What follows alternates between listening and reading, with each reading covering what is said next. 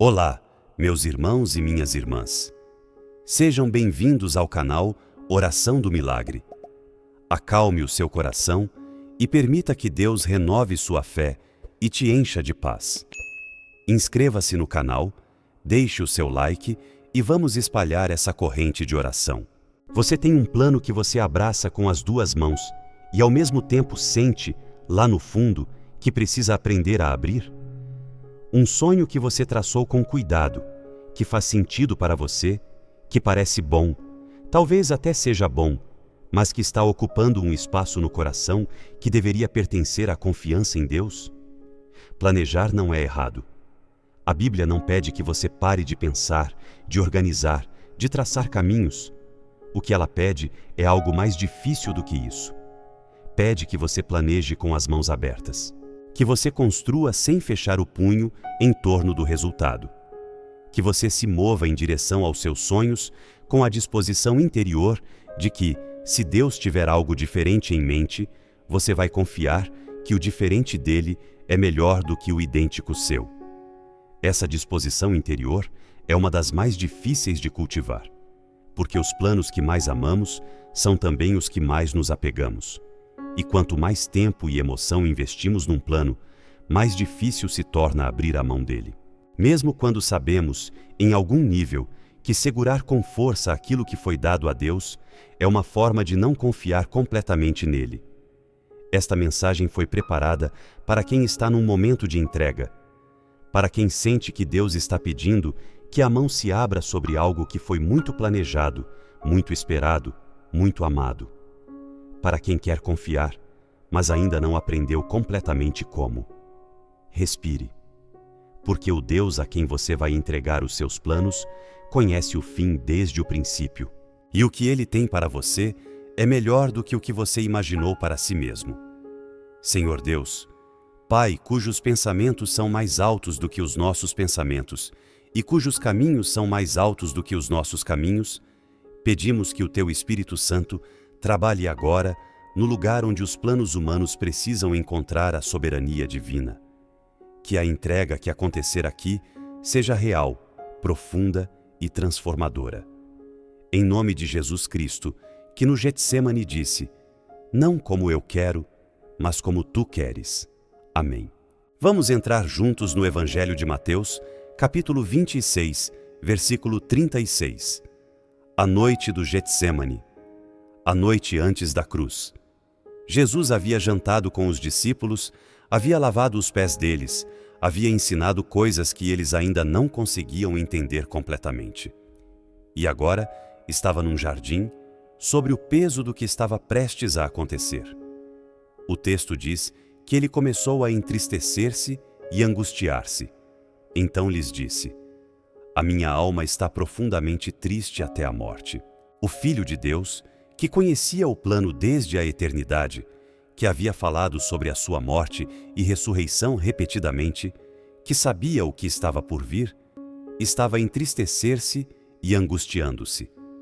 A humanidade de Jesus estava sentindo o peso do que havia sido planejado. E ele não fingiu que não sentia. E então foi um pouco mais para frente, prostrou-se e orou: "Pai meu, se é possível, passe de mim este cálice. Contudo, não como eu quero, mas como tu queres.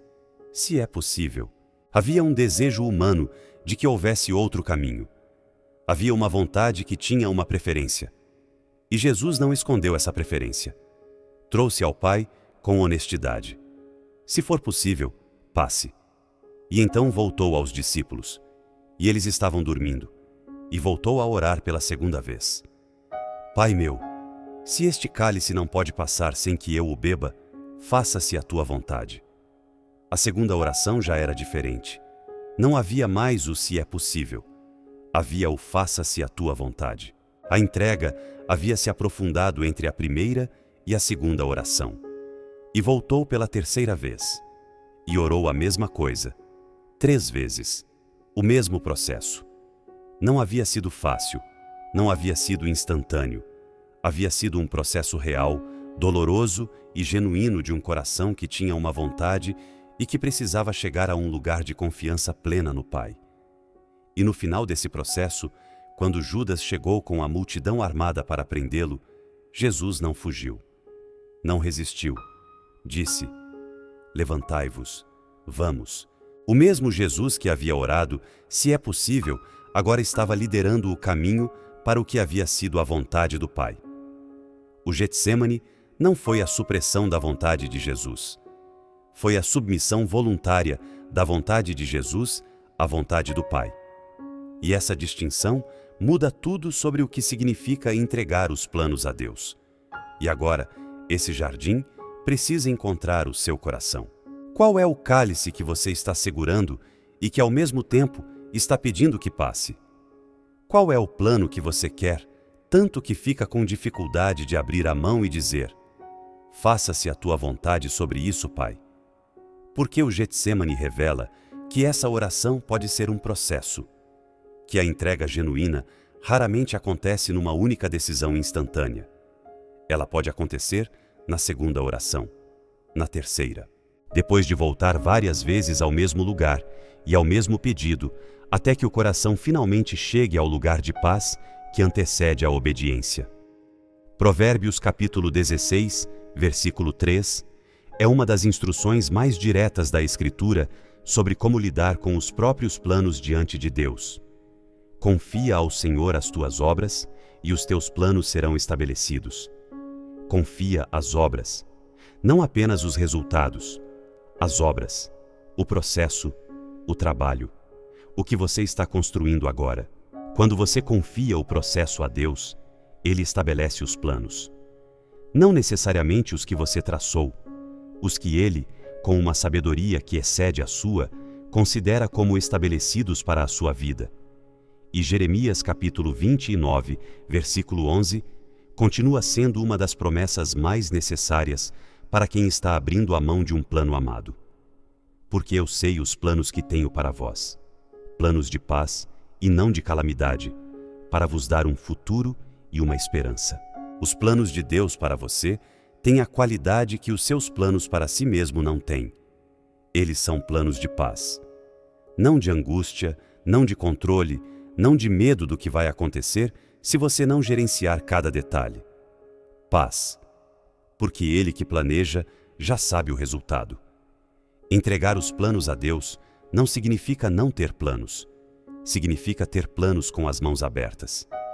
Planejar com diligência e confiar com abandono. É a postura do filho que faz o que pode fazer e depois diz ao pai: cuida tu do que está além de mim. O silêncio de Deus, depois que você entregou, pode ser confuso. Você abriu a mão, você orou, faça-se a tua vontade, e nada parece ter mudado visível. Mas o Getsêmani foi seguido por uma madrugada de sofrimento antes de qualquer resultado aparecer. A entrega não muda as circunstâncias imediatamente. Muda a posição do coração dentro das circunstâncias. E essa mudança de posição é o que permite que Deus trabalhe da forma que não seria possível enquanto você estava segurando com força. Chegamos ao momento de fazer a oração do Getsêmani com o que está no seu coração. Com a mão sobre o peito. Creio em Deus Pai, Todo-Poderoso, Criador do céu e da terra. Creio em Jesus Cristo, seu único Filho, nosso Senhor, que foi concebido pelo poder do Espírito Santo, nasceu da Virgem Maria, padeceu sob Pôncio Pilatos, foi crucificado, morto e sepultado, desceu à mansão dos mortos, ressuscitou ao terceiro dia, subiu aos céus, está sentado à direita de Deus Pai Todo-Poderoso, de onde há de vir a julgar os vivos e os mortos. Creio no Espírito Santo, na Santa Igreja Católica, na comunhão dos santos, na remissão dos pecados, na ressurreição da carne, na vida eterna. Amém. Agora, com as mãos abertas sobre os planos que você veio entregar, oremos com as palavras que Jesus nos deixou como modelo de abandono ao Pai. Pai nosso que estais no céu, santificado seja o vosso nome. Venha o vosso reino. Seja feita a vossa vontade, assim na terra como no céu. O pão nosso de cada dia nos dai hoje. Perdoai as nossas ofensas, assim como nós perdoamos a quem nos tem ofendido. e não nos deixeis cair em tentação, mas livrai-nos do mal. Amém. Seja feita a vossa vontade. Essas 5 palavras, quando ditas de verdade, são o ato de entrega mais corajoso que um filho de Deus pode fazer. E nos voltamos para Maria, que disse ao anjo: faça-se em mim segundo a tua palavra, sem saber completamente o que isso ia custar, e que durante décadas continuou abrindo a mão sobre o filho que havia recebido para administrar, não para possuir. Ave Maria, cheia de graça, o Senhor é convosco. Bendita sois vós entre as mulheres, e bendito é o fruto do vosso ventre, Jesus. Santa Maria, Mãe de Deus, rogai por nós, pecadores, agora e na hora da nossa morte. Amém. Jesus orou 3 vezes, e quando se levantou pela última vez, havia paz. Não porque o cálice havia passado, porque a vontade havia sido entregue. E a paz, que não depende das circunstâncias, que Paulo descreveria mais tarde como a paz que excede todo entendimento, estava presente enquanto ele caminhou em direção ao que havia sido o plano do Pai desde antes da fundação do mundo. Os planos de Deus para você não são ameaça aos seus sonhos. São o cumprimento deles de uma forma que você ainda não consegue imaginar completamente. O que você entregar hoje não vai ser destruído. Vai ser redimido. Vai ser transformado. Vai ser usado de um jeito que a sua versão do plano não poderia ter alcançado. Abra a mão. O que sair dela vai ser cuidado por mãos que seguram o universo. Se esta mensagem chegou no momento em que você precisava de coragem para entregar, compartilhe com alguém que também está segurando um plano com força e que precisa aprender a abrir a mão. Inscreva-se neste canal e ative as notificações. Amanhã haverá mais uma palavra preparada com oração para a sua caminhada. Que o Deus do Getsêmani receba o que você veio entregar. Que a paz que veio depois de faça-se a tua vontade venha também sobre você.